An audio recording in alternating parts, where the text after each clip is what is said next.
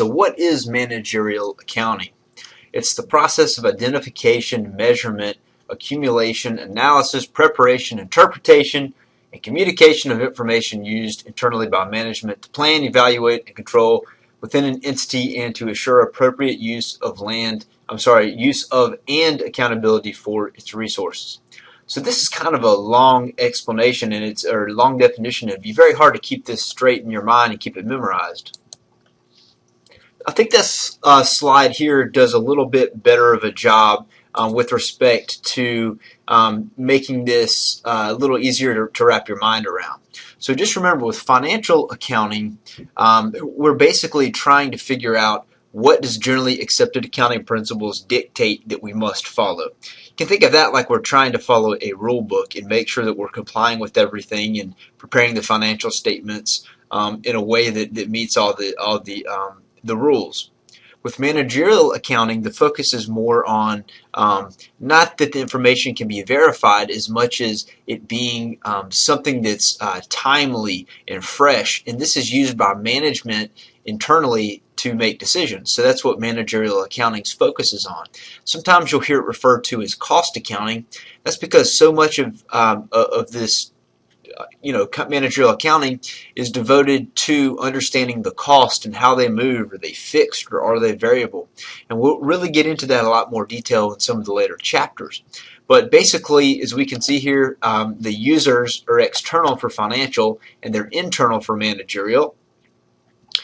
We're not, with financial accounting, we're looking to see what transactions took place and making sure that they are recorded properly, versus with managerial accounting, we're interested in finding information that's very useful to us in terms of, do we want to incur those costs in the future or do we not want to incur those costs? So that's kind of the nature with respect to the time focus.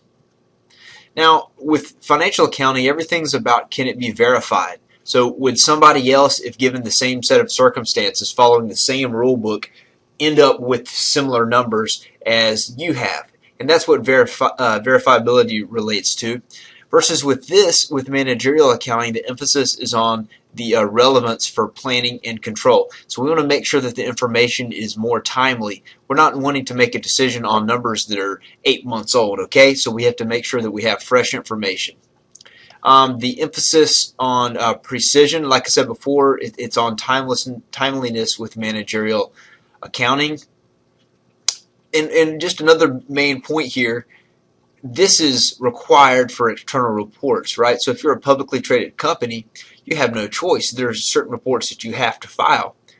This isn't mandatory, right? Nobody says that you have to have a managerial accountant to help you understand the numbers better, right? I mean, so this is not mandatory. And a lot of times if a company's trying to save money, they might not even have anybody that's working in the managerial accounting function.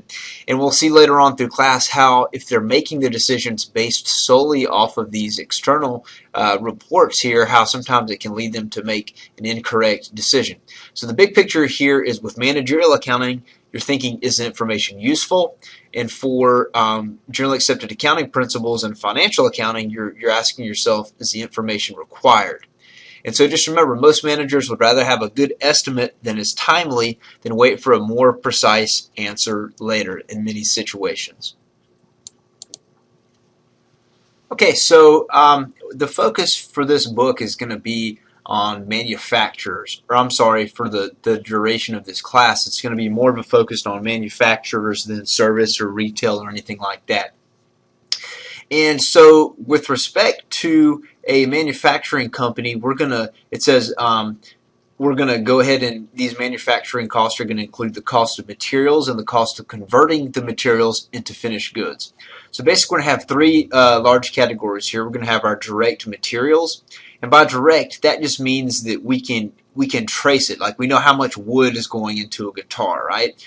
So some things are going to be indirect. It's going to be hard to trace them. They're part of the finished guitar, but it's hard to trace it. How much are we using per guitar? Maybe the squirts of glue on it or the polishing compound used to put the finishing shine on it. Those things are indirect. It's not easily traceable to the guitar. And maybe you could, but it would be very difficult and time consuming to try to trace it. So any of that stuff is going to go into factory overhead. We're going to classify indirect materials, indirect labor, and anything else related to creating the product, but something that's very hard to tie to it. We're going to treat all that as being overhead. And so direct labor, of course, a great example of that is the person that's assembling the guitar. And a good example of indirect labor would be maybe the shift supervisor that goes around and makes sure everybody's doing what they can or doing what they're supposed to be doing.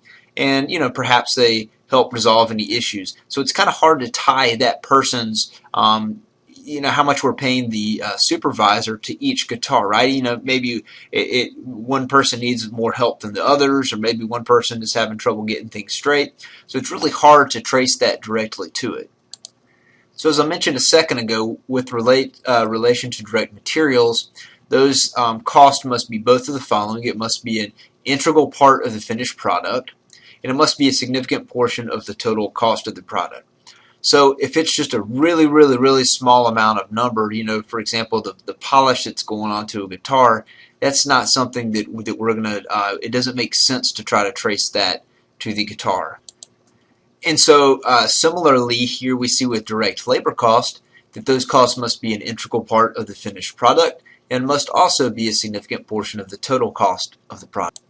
So those factory overhead costs are all costs other than direct material costs and direct labor costs that are incurred in the manufacturing process. Okay, and here's a couple examples. Heating and lighting the factory, repairing and maintaining factory equipment, property taxes, glue used on guitars, insurance on the factory building, depreciation of the factory plant and equipment, and factory supervisor wages. Those are just several examples. As I mentioned before, a production supervisor's salary is an indirect cost because it can't be easily traced to any individual guitar. Right? You see here, this guy has all sorts of people that he's working with, and it's hard to know exactly how much of his time is devoted to each one of those specific guitars. Another way for us to categorize cost here is between those that are prime cost and those that are conversion costs. So we can see here prime costs are comprised of direct materials and direct labor. Conversion costs are comprised of direct labor and factory overhead, right? And so this is just another little, like I said, way to categorize them. And so, for example, direct labor is the one here that falls into both categories, isn't it? So if you had a question that asked if direct materials was a prime or a conversion cost, well, the answer is that it's a prime cost. If you were asked, is direct labor a prime or conversion cost, the answer would be it's both of them. And if you're asked a similar question but about factory overhead, we can see clearly that that is a conversion cost. So we spent some time talking about ways to categorize these manufacturing costs, and we split those between direct material, direct labor, and everything else that we couldn't directly trace. We lumped that here in this manufacturing overhead category. And all three of those are manufacturing costs, which are referred to as product cost. Another type of cost that a business is going to incur are called period cost, and these are all the non-manufacturing costs.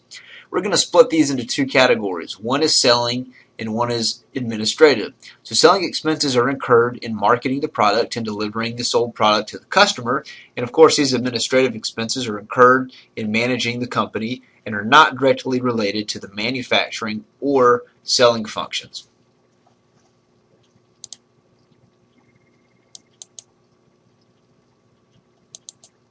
Now this is important here. I want to make sure we're clear on just a couple of things. So the difference between a product cost or a period cost is very important, because a period cost is just going to be expensed right away, right? It's going to go right onto the income statement, and that's going to be like expenses related to the accounting function or the sales manager's salary, things like that. Now, if it's a product cost, it's going to be, sometimes product costs are referred to as inventoriable costs, because product costs are going to stay on the balance sheet until the item is actually sold. So you might have all these expenses related to manufacturing guitars, and unfortunately those guys are going to hang out on the balance sheet until we actually sell the guitar. So we might have made guitars in 2012 and have not been able to sell the finished goods. If it's 2013 and we don't sell them, they're still on the balance sheet as an asset. If we finally get to 2014 and sell them, then they are going to be shown as cost of goods sold. So there's a big difference in when these costs are incurred based on their categorization, right? So if they're product cost, we wait till they sell and then we treat them as cost of goods sold. If they're period cost, they're going to be expensed right away.